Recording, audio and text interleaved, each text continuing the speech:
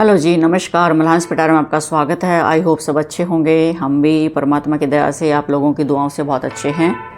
तो आइए आज बात करते हैं हम संस्कार की, कि हमारी जनरेशन्स में, हमारी आगे आने वाली पीढ़ियों में हम संस्कार कैसे डालें। और आज यदि हम संस्कार अच्छे डालेंगे तो आपके बच्चे का भविष्य उज्जवल होगा। अगर संस्कार अच्छे नहीं हैं तो बच्चे का भविष्य उज्जवल नहीं होगा। देखिए, गलती करना कोई गुनाह नहीं है, पाप नहीं है, लेकिन गलतियों से सीखना चाहिए।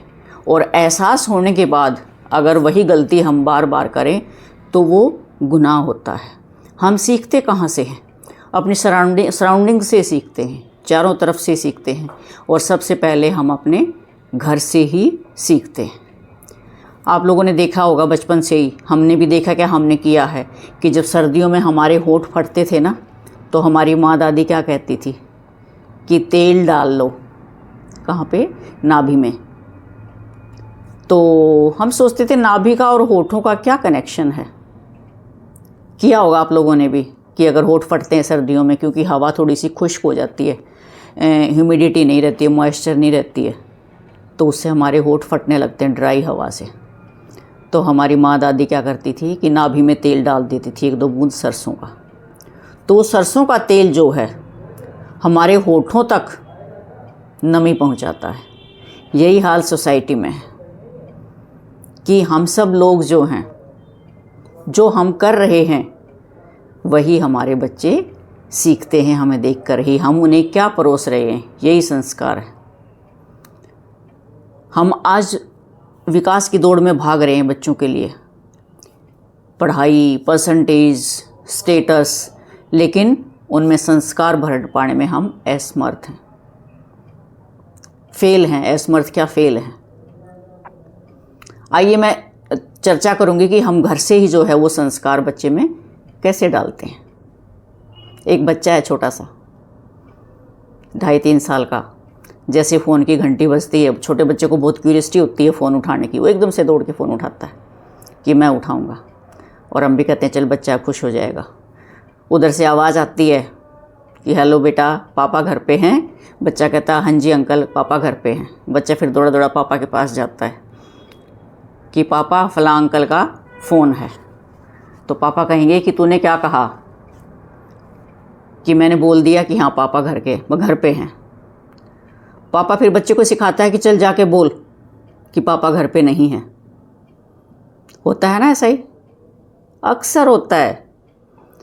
बच्चा कहेगा लेकिन आप तो घर में हैं। पापा ने कहा बेटा, जो मैंने कहा वो बोलो कि पापा घर पे नहीं हैं। बच्चा फिर जिद करता है। छोटा बच्चा, कहते हैं ना भगवान का रूप होता है, उसका मन नहीं स्वीकार कर रहा उन बातों को। वो बच्चा फिर कहता है आप घर पे तो हैं। पापा फिर क्या अपनी ताकत दिखाते हैं। देखो बच्चा छोटा सा होता है, पापा का साइज़ बहुत बड़ा है और वो उस साइज़ से डरता है। तो पापा क्या कहते हैं, तू जाता है या मैं बताऊँ तुझे? जो मैंने कहा है वैसा ही बोलो। बच्चा कहता है जी ठीक है। लेकिन बच्चा फ़ोन तक जाते जाते उसके मन में द्वंद्व शुरू हो जाता है कि पापा घर में हैं, पापा कह रहे हैं ऐसा बोल दो, पापा ऐसा क्यों बोल रहे हैं। और डियर व्यूवर्स, पहली बार झूठ बोलना मुश्किल होता है, उसके बाद हमें झूठ बोलने की आदत पड़ जाती है जब हम ऐसे माहौल में रहते हैं, यूज्ड टू। और वो बच्चा धीरे धीरे झूठ बोलना सीख जाता है। और जो बाप आज झूठ बोलना सिखा रहा है, जब वो बच्चा थोड़ा सा बड़ा होकर बाहर दोस्तों में जाएगा, सोसाइटी में जाएगा, तब वो और भी बड़ा झूठ बोलना शुरू कर देगा और उन पेरेंट्स से भी झूठ बोलेगा जिन्होंने झूठ बोलना सिखाया था। तो देखिए हम कैसे संस्कार अपने बच्चों को दे रहे हैं। तो पेरेंट्स को जो है इन बातों का बहुत ध्यान रखना चाहिए। ये छोटी छोटी बातें ना बच्चे के दिमाग पे एक अमिट छाप छोड़ देती हैं। बच्चे का वो सबसे ज़्यादा ग्रोइंग पीरियड होता है, मेंटल ग्रोथ जो बच्चे की होती है ना। छोटा बच्चा जो है 7, 8, 9, 10 महीने से जो है उसकी मेंटल ग्रोथ शुरू हो जाता है।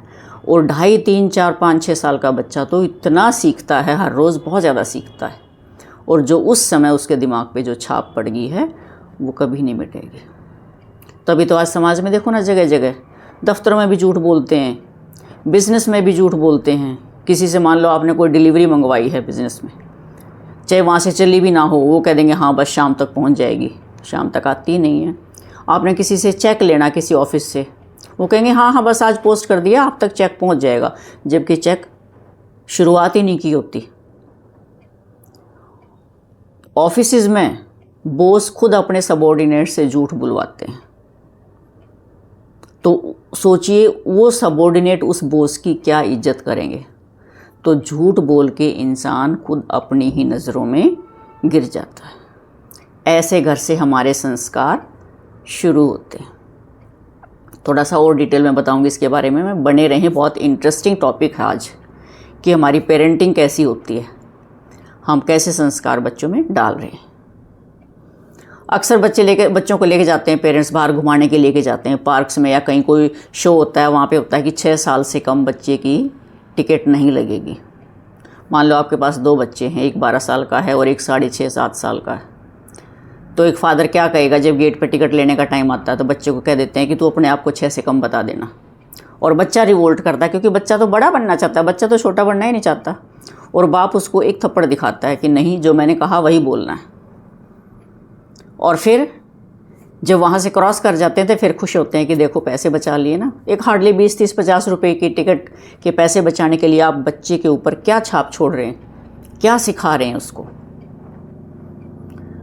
एक दूसरी तरह के फादर से मैं बताती हूँ कि एक उससे विपरीत फादर क्या करेंगे कि मान लो बच्चा जो है 6.5 साल का है और वो गेट पे जाएगा टिकट लेने के लिए, तो वो सच बोलेगा। गेट कीपर पूछेगा कि साहब बच्चे की उम्र कितनी है, वो कहेगा 6.5 साल। गेट कीपर कहता है उनको कि साहब आप 5.5 भी बता देते, मैं तो तब भी मान लेता, मुझे कौन सा पता चलता है कि 6.5 साल का है, और आप बच्चे को फ्री में घुमा के ले जाते। और उन जीनियस पर्सन का जवाब सुनिए क्या कहते हैं वो, कि आपको तो नहीं पता चलता कि मेरा बच्चा 6.5 साल का है, लेकिन जो मैं झूठ बोलता ना वो मेरे बच्चे को ज़रूर पता चल जाता, और वो ज़िंदगी भर के लिए मैं उसकी नज़रों में गिर जाता और वो झूठ बोलना सीख जाता। तो मुझे ये संस्कार अपने बच्चे में नहीं देने चाहिए। तो ऐसे होने चाहिए पेरेंट्स, तब हम अपने बच्चों में अच्छे संस्कार डाल सकते हैं। सत्य की राह पर अडिग। तभी मैंने शुरू में ही कहा कि बच्चा जो है संगत से बहुत कुछ सीखता है। बच्चे की जो संगत होती है ना, उससे बच्चा बहुत सारे अच्छे संस्कार लेता है और बिगड़ता भी है। देखिए हम कहते हैं ना कि आदमी जो है अपनी बुरी आदतों का गुलाम बन जाता है। धीरे धीरे उसके अंदर बुरी आदतें आएंगी और फिर वो इतना आराम परस्त हो जाएगा, झूठ बोलने में भी आराम परस्ती आ जाएगी उसमें, इतना सफाई से झूठ बोलेगा। सुबह उठने में भी अपना उस सुस्ती रखेगा, अपने कामों को भी लिंगर ऑन करेगा। उसका लाइफस्टाइल ऐसे हो जाएगा कि वो अपनी आदतों का, बुरी आदतों का गुलाम हो जाएगा। क्योंकि अच्छी आदतों के लिए तो देखिए संघर्ष करना पड़ता है, मेहनत करनी पड़ती है। तो मैं उस बात पे फिर आना चाहती हूँ कि संगति का असर बहुत पड़ता है। तभी मैंने शुरू में कहा था कि हम बच्चों में संस्कार डालने के लिए पहले हम बड़ों को सुधरना पड़ेगा, उनके लिए आदर्श बनना पड़ेगा, आइडियल जिसको कहते हैं। और आदर्श कौन होते हैं कि जो शिक्षा हम बच्चे को देना चाह रहे हैं वही हमारे अंदर भी झलकनी चाहिए, तब उस चीज़ का प्रभाव बच्चे के ऊपर अच्छा होगा। तो देखिए पानी की बूंद, मान लो बारिश हो रही है और पानी की बूंद ऊपर से गिरी टप, और सांप का मुंह खुला हुआ है और सांप के मुंह में चली गई, तो वो क्या बन जाएगी? जहर बन जाएगी। उसी समय एक बूंद गिरी और समुद्र में सीप का मुंह खुला हुआ है, वो क्या बन जाएगी? मोती बन जाएगी। तो ये होता है संगति का असर। बूंद लो, ये कविता भी होती थी एक, कि बूंद लो कुछ और। हम अपने घर से निकलते हुए हम डरते हैं कि हमारे साथ क्या होगा क्या होगा, और बूंद की तरह कुछ और ही हो जाता है। कहते हैं पानी की बूंद सांप के मुंह में गिरेगी जहर हो जाएगी, सीप में गिरेगी मोती बन जाएगी, तवे आग पर गिरेगी तो भस्म हो जाएगी। तो ये होता है संगति का असर, कि हम कहाँ बैठे हैं वही असर हमारे ऊपर आता है। एक कहावत और है कि कोयले की दलाली में मुंह काला। असर तो होगा, हम कहीं ऐसी जगह से निकलेंगे जहाँ गंदगी है, उसके छींटे तो हमारे ऊपर आएंगे ही आएंगे। तो इससे रिलेटेड ना हम छोटे छोटे थे जब हमारी बुज़ुर्ग हमें कहानी सुनाते थे, औरों ने भी शायद ये कहानी सुनी होगी, मैं ज़रूर सुनाऊंगी कहानी, और सुनना बहुत उसका इम्पैक्ट होगा। कि एक साधु और दो तोते की कहानी, संस्कार वाली बात मैं आपको बता रही हूँ। कि एक साधु के पास, मैं इसको थोड़ा सा जल्दी करूँगी, कि साधु के पास दो तोते थे। तो साधु को एक बार हुआ कि मैं ना कुछ भ्रमण करके आऊँ और कुछ 5-6 महीने आश्रम में बंधा रहता हूँ, तो इन तोतों का मैं क्या करूँ, ये तोते मैं कैसे रखूँगा। तो उसने सोचा कि एक तोता, तो कोई पास में आश्रम था साधुओं का, उनको दे देता हूँ और एक तोते को मैं साथ ले जाता हूँ, कोई नहीं, एक का पिंजरा तो मैं उठा सकता हूँ। तो आश्रम में गया, उसने उनसे रिक्वेस्ट की, तो आश्रम वाले मान गए एक तोता रखने के लिए, और दूसरे तोते को वो लेकर साथ में चल दिया। तो जैसे ही कुछ किलोमीटर गया, थोड़ी सी दूर गया, तो उसको लगा कि भी बोझ है और वो ज़्यादा उठा नहीं पा रहा है। तो उसने सोचा मैं इस तोते को कैसे लेके जाऊँ आगे, तो मैं तो अपना सफ़र तय नहीं कर पाऊँगा, जो मेरा उद्देश्य मैं लेकर चला हूँ। तो एक जंगल से गुजर रहा था, तो एक डाकुओं का डेरा दिखाई दिया साधु को। तो वो वहाँ उनके डेरे में गया और उनसे रिक्वेस्ट की भी क्या आप कुछ दिन के लिए, मैं भ्रमण के लिए जा रहा हूँ, कुछ दिन के लिए आप मेरे तोते को रख सकते हो, खाना पीना तो इसको मिल ही जाएगा, और मैं कुछ टाइम के बाद वापसी में अपना तोता यहाँ से ले लूँगा। डाकुओं ने कहा कि कोई बात नहीं, आप चिंता मत कीजिए, और खाना पीना तो हम करते हैं अपना, सो उसको भी दे देंगे। रख लिया तोते को। तोता खाता क्या है, कड़वी मिर्ची खाता है। तो चल दिए साधु। कुछ महीनों के बाद साधु बाबा वापस लौटे, और पहले कौन सा तोता लेना था, जो डाकुओं के पास छोड़ा था। गेट पे टांग दिया डाकुओं ने उस तोते के पिंजरे को। तो जैसे ही साधु आए वापस अपना तोता लेने के लिए, तो तोते ने बोलना शुरू कर दिया, लूटो काटो मारो, लूटो काटो मारो। तो ऐसा क्यों बोला, क्योंकि वो डाकुओं की संगत में था। साधु को तभी समझ में आ गया कि ये तूने क्या कर दिया, ये तेरा तोता क्या बन गया। तुरंत समझ में आ गया कि ये संगत का ही असर है। तो कोई नहीं, कह रहा सुधारेंगे इसको ले जाके। तो अपना तोता लिया और चल दिया दूसरा तोता लेने के लिए आश्रम में। तो जैसे ही वहाँ आश्रम पे गए, तो दूसरा तोता देखते ही कहने लगा, सुस्वागतम सुस्वागतम सुस्वागतम। तो ऐसा उसने क्यों बोला, क्योंकि वो साधुओं के संगत में था, रोज़ अच्छी अच्छी बातें सुनता था, सबका अच्छे से भव्य स्वागत करते थे जो भी आते थे। तो ये छोटी सी कहानी सिर्फ ये दिखाने के लिए कि संगति का असर कैसे पड़ता है। एक देखते थे ना द जंगल बुक, कार्टून आता था मोगली का, वो जंगली जानवरों के बीच में भेड़ियों में रिन में पड़ा हुआ था। तो वो वैसे पेड़ों पे कूदना फांदना, उन्हीं की भाषा बोलता था, वहीं पे उनके बीच में पड़ा, तो वो वैसा ही बिहेव करने लगे। वो अपने आप को इंसान मानता ही नहीं था। मोगली नाम था उसका, बड़ा फेमस था ये कार्टून। हमारे जब छोटे बच्चे थे तो मैं भी उनके साथ बहुत देखते थे। तो यह है संगति का असर। संस्कार संगति से आते हैं, इसलिए हमें बहुत सोच विचार के अपने बच्चों के साथ बिहेव करना चाहिए। और संस्कार बहुत ज़रूरी है। बच्चे सम्मान करें, आज्ञा का पालन करें, अपनी मर्यादाओं का ख्याल रखें, अपने बड़े बुज़ुर्गों की सेवा करें। ये कब सीखेंगे, जब हम सब आज करेंगे। और आज हम उनमें संस्कार देंगे तो कल उनका भविष्य बहुत ही उज्जवल होगा,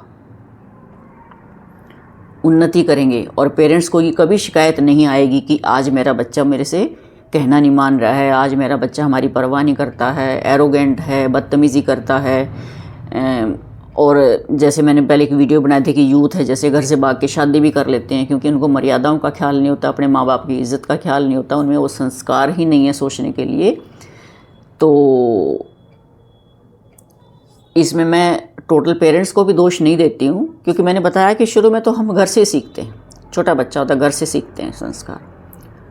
उसके बाद बच्चा बाहर सोसाइटी में जाता है, टीचर्स से सीखता है, अपने सहपाठियों से सीखता है, उसके बाद फिर सारा समाज आ जाता है। और सोशल नॉलेज जो है, सोशल बिहेवियर जो है, वो बहुत ज़रूरी है, बच्चे में आना चाहिए। एटिकेट्स बच्चों में आने बहुत ज़रूरी हैं। तो बच्चे जो हैं आपकी मर्यादा का पालन भी करेंगे, आपका मान सम्मान भी करेंगे, और उनका भविष्य भी बहुत अच्छा होगा, संवर जाएगा। तो आई होप आपको ये वीडियो अच्छी लगी होगी। वीडियो अच्छी लगी तो वही लाइक कर दें, शेयर भी कर दें, कमेंट भी कर दें। और जिन्होंने चैनल सब्सक्राइब नहीं किया हो प्लीज़ चैनल भी सब्सक्राइब कर लें, और जिन्होंने किया हुआ है उनका दिल से धन्यवाद। और एक अपील मैं आपसे और करूँगी कि कि मेरे हस्बैंड ने भी एक चैनल बनाया हुआ है, money and growth with doctor Malhan, money and growth with doctor Malhan. तो उस पर जाके देखें, वीडियो सुने। आज उसके साथ आप जुड़ेंगे तो कल आपका, आपके बच्चों का भविष्य बहुत उज्जवल होगा। फाइनेंशियल फ्रीडम होगी, आप वेल्थ क्रिएट कर पाएंगे। और 2 या 3 से ज़्यादा इनकम कैसे क्रिएट करें, उस चैनल से आप बहुत कुछ सीख सकते हैं। तो उस चैनल पे भी ज़रूर जाएं और अपना और अपने बच्चों का भविष्य संवारें। तो मिलते हैं एक और मोटिवेशनल वीडियो के साथ, तब तक के लिए बाय बाय।